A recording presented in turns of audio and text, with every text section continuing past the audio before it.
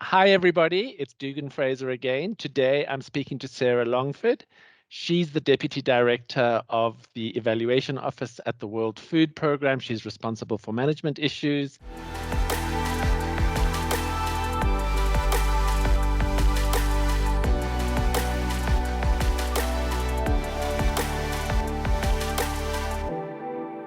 Sarah, tell us a little bit about the way you and the World Food Programme understand evaluation capacity development and why it's important to you. Thank you, Dugan. Nice to be here. So first and foremost, WFP has articulated its commitment to evaluation capacity development in our evaluation policy. And like other agencies, I'm sure, we define it through the three dimensions of enabling environment, institutional capacity, and individual capacity. And we, in the policy, commit to working with the United Nations Evaluation Group and all partners to meet the commitments of the 2014 UN resolution on building national evaluation capacity. And, our work is in line with the role of evaluation envisaged in the SDG framework.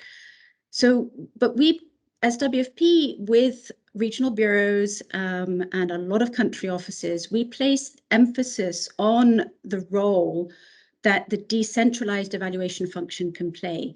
And that's our main route to ECD. And by this, I mean that WFP will support regional bureaus and our country offices to engage with national governments and partners to strengthen the demand for and the learning from evaluation in our areas of work. And as you know, our mission is saving lives, changing lives, SDG 2, Zero Hunger, in partnership with all. And can you tell us some examples of some things that you've considered to be success? In terms of success, well, that's it's a difficult one because we've got quite a number of things that are really very promising, but I'll mention two that we're supporting, one at a regional level and one at a country level, to give a flavour of where we see some good results emerging. The first is our work developing a national evaluation capacity index in Latin America. And we're doing this in cooperation with DEVAL, governments and other partners. And this is led by our regional bureau in Panama. And they started preparatory work for this initiative back in 2018. And after a preparatory design stage, there was the approval of the methodological package, which was piloted in 5 countries. And the results are now being presented in country workshops. And a second measurement cohort is in the process of being identified. So what I can say is this regional initiative, each phase is generating a lot of interest by governments and also by the NEC actors in other regions. A second example is the work that WFP is doing to support government-led and joint evaluations. And we've done this in a host of countries, but maybe just to mention two, Sri Lanka, where the government provided a management response to a WFP-led evaluations that had implications for their national program. Fantastic. Eswatini, the government there, they strengthened their homegrown school meal program, including more investment financially as a result of a joint evaluation. So this is a trend that we're beginning to see, and we're going to be placing a lot of emphasis on this going forward. I can see why you think of those as success, because that's really an example of achieving influence where some generation of evidence has led to a policy change on the part of the country government. So that's fantastic work. What are some of the big challenges you encounter in your evaluation capacity development work?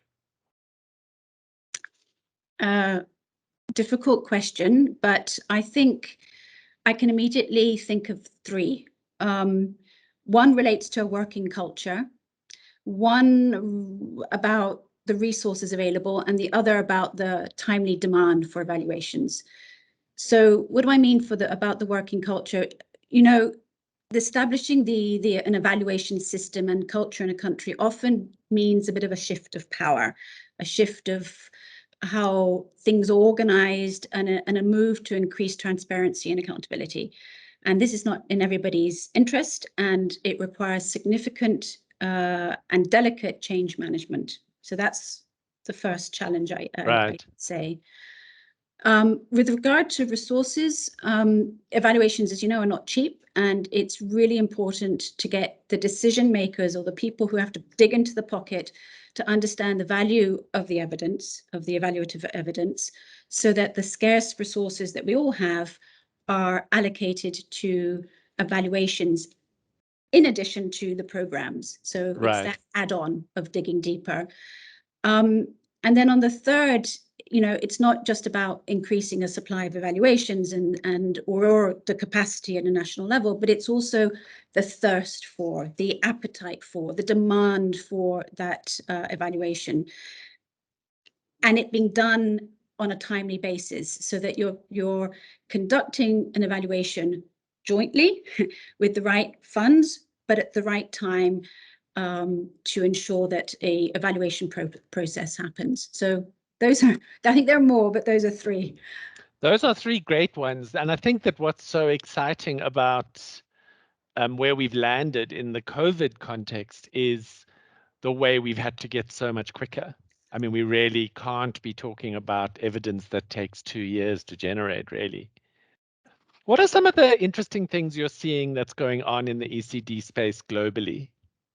Well, just picking up on that, your last point, it's this having to do things differently with the digitalization, modern technology. It's providing countless opportunity for evaluators and for everybody to strengthen our skills, tap into other, the global resources for doing our work. And it was amazing just listening in to many of the sessions in the GloCal Evaluation Week to see how that was happening and how many people could participate in that wouldn't have if it had been held in person. So I think technology and digitalization is a huge, huge driver right now. The other one is the visualization.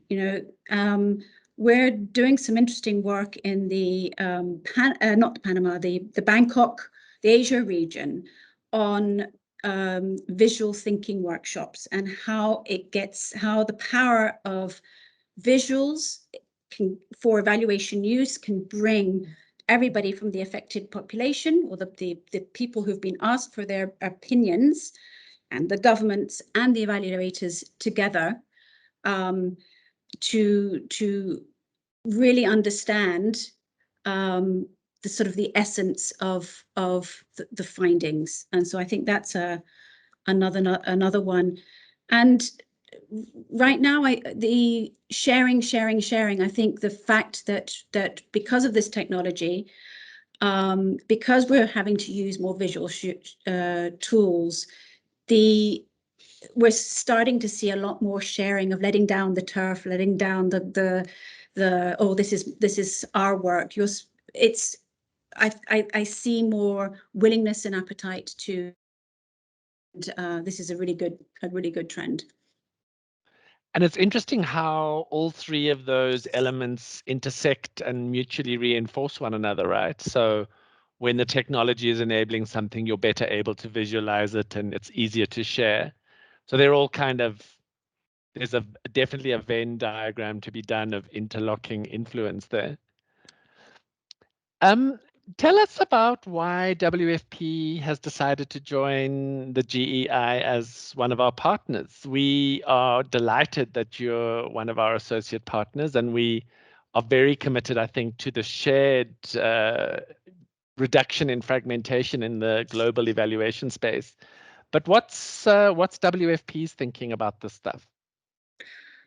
Well, first of all, we're thrilled that we've got an MOU in place that is something that we can share across the globe and in our offices and through our regional evaluation offices, through that network I was talking about earlier. GEI GEI brings together such a wealth of different types of partners who are working on NECD, and the opportunity, even though we're partnering with some, we're not partnering with the others. Right. So this is an opportunity to really join forces, generate synergy, to an NECD approach that's much more strategic, but it's still country led, but it's supported through that that global network. And so that's what's really has been missing and is exciting. And I mean, I think the thing about getting more granular at the country level, coming to understand each individual country in its own unique terms, is very transformative. And I hope that's something we'll be able to work with you on. I remember arriving in Malawi last year in the midst of the lockdown, and the first logo I saw was WFP, that was doing so much work with the government of Malawi in managing the pandemic response there. Just to wrap, when we think about the GEI and its partnerships with important agencies like WFP, what do you think we'll be judged by when we talk about it? What do you think we should be aiming as our measure of success? Well, again, for WFP, GEI is providing a critical platform. So it's getting that platform really up and running.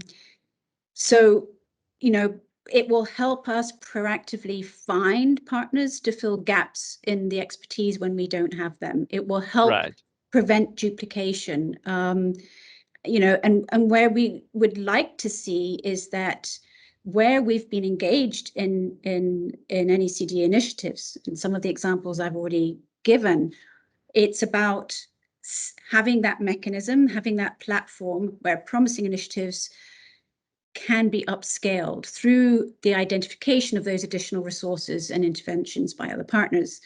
So, GEI, its measure of success, if I can give three, good things come in three. Always. It's if we will see the number of countries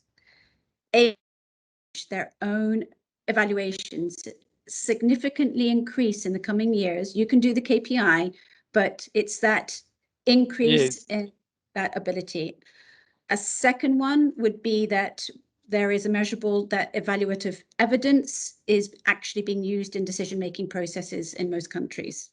And again, I gave you a couple of examples of where we can see that, and then the third is something really that has come home to WFP this last year and a half, commissioning evaluations during COVID, and we're seeing this really the rise of more locally recruited national evaluators. So a measure of success is if down the road, the distinction between national and international won't exist anymore in terms of how an evaluator is described.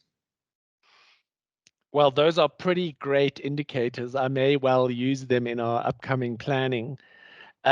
Is there anything you'd like to add that I didn't cover in the conversation so far? Just that we're really looking forward to, the mapping, we feel that's an immediate critical start. Yeah. Critical, that will already identify some of these immediate opportunities for us to come together, and then grappling with the measured way forward, but still in the dynamic way that you talked about at the beginning. I think that mapping exercise is our big priority, to get a really good, clear sense of exactly what's going on in the space. It's been lovely to chat to you. Thank you very much, and have a good day. Thank you, Dugan. Really appreciate it, and good luck. Thank you. We're going to need it.